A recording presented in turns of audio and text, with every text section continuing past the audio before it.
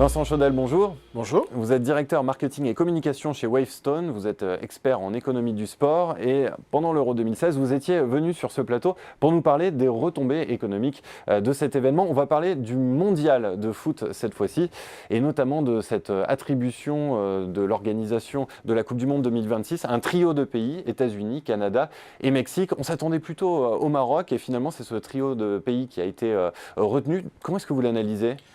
Alors, l'économie du football est tellement importante qu'on est aujourd'hui sur un phénomène qui dépasse le simple jeu sportif. On est dans un phénomène qui est à la fois économique et à la fois géopolitique.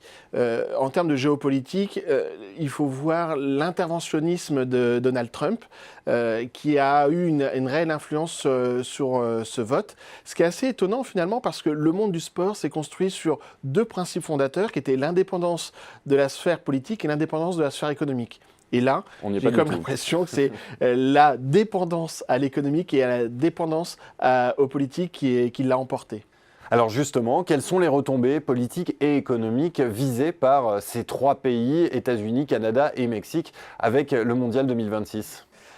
En matière politique, on voit bien aujourd'hui que la relation entre le Canada, le Mexique et les États-Unis est un peu particulière et tendue. On peut espérer que cette organisation tripartite les soudera.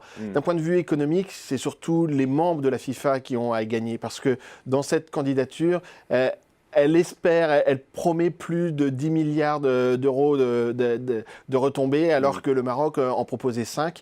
Et c'est bien cette dimension-là qui est importante, c'est le côté addictif des membres de la FIFA à cette retombée économique. Eh bien, merci beaucoup, Vincent Chaudel, pour cette analyse.